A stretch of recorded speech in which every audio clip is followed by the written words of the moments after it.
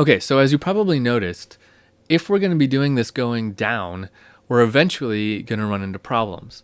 So these suspensions always go down, right? They're going down and down and down and down and down.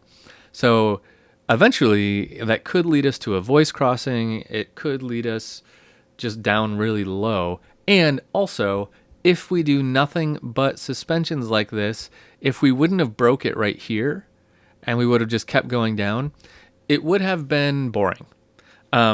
You need to break a chain. If you're doing a chain of suspensions, and you don't always have to do this in a chain, you can just do it one at a time. But if you're going to be doing chains of suspensions, you're going to be just going down and down and down and down in your counterpoint. And if it doesn't lead you to a voice crossing, it's going to be kind of boring. So we don't do that. Somewhere in the counterpoint, we do this thing called breaking the suspension chain. So that's what happened right here. So this was going down and nice, and I probably could have kept it going longer, but what we did here is we didn't suspend over this one. We did two consonant intervals in a row and a big leap. And that leap makes it so that I can keep going down again, right? And keep doing these suspensions.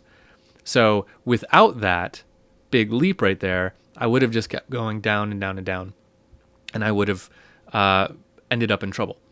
So often when you're doing four species counterpoint, you're going to want to break it somewhere, usually somewhere around the middle, just to keep it interesting. And you don't have to do it more than once. You should do it at least once in the counterpoint, but you don't have to do it more than once.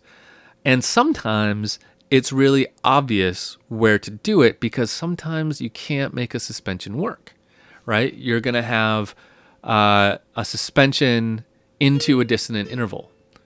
That's not possible. Like, you can't do that.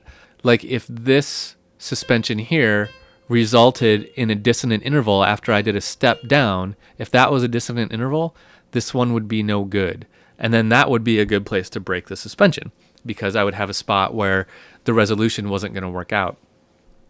Similarly, if this B suspended into a consonant interval, then that would also not be a correct suspension. So it's a good spot to break it.